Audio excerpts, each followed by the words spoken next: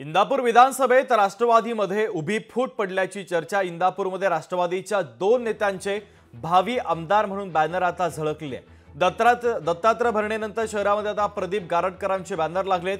जिल्हाध्यक्ष प्रदीप गारटकरांचे भावी आमदार उल्लेख असलेले बॅनर सध्या झळकलेले आहेत आणि हेच बॅनर सध्या इंदापूर परिसरामध्ये चर्चेचा विषय ठरले।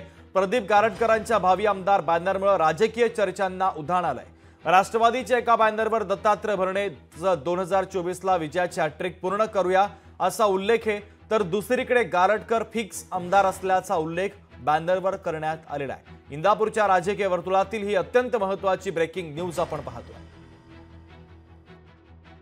बॅनरमुळे ते छापल्यामुळे इथल्या प्रिंटरला 2 पैसे मिळत असतील तर मला त्याचा आनंद आहे, पण इंदापूरची मायबाप जनता अतिशय सुज्ञ आहे। ती जो निर्णय घेईल तो योग्यच असेल।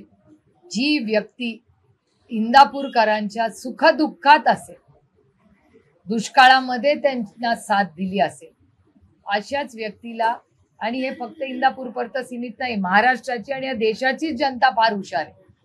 ते बरोबर त्यांना माहिती असतं कुणाला कधी कुठे मतदान करायचं। राष्ट्रवादी गटामध्ये कुठल्याही प्रकारची फूट नाही। माझा बॅनर लावलेला मलाच माहित नाही, त्यामुळे मी आता बॅनर लगेच मला असं कसं असतं, शेवटी बॅनर वगैरे यांनी काय होत नसतं, काय नसतं। माझा बॅनर आत्ताच लगेच फोन करून ज्यांनी लावला त्याला आता मला कळलं। मी अधिवेशनामध्ये मुंबईला होतो, आता लगेच कळल्यानंतर मी ताबडतोब तुम्हाला आता बाहेर गेल्यानंतर तो बॅनर तिथं दिसणार नाही। आणि अशी कुठं बॅनर लावून कुठे अशी कुणाची फूट असं कधी कुणाला, शेवटी स्वातंत्र्य प्रत्येकाला, त्यामुळे कोण कोणाचा बॅनर लावतो, कोण कोणाचा हे करतो। आणि मी तुम्हाला पाठीमागे पण सांगितलेलं आहे की यामध्ये आम्हाला काही हे करत नाही। वरिष्ठ जे ठरवतील सर्वच पक्षाची, आमची महायुती असेल, आझाद महायुती, त्यामुळे यामध्ये कुणी भाषिक लावून इच्छुक नाहीये।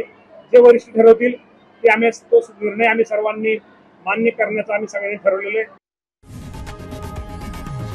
लोकशाही मराठी ऐका, पहा, जागरूक रहा।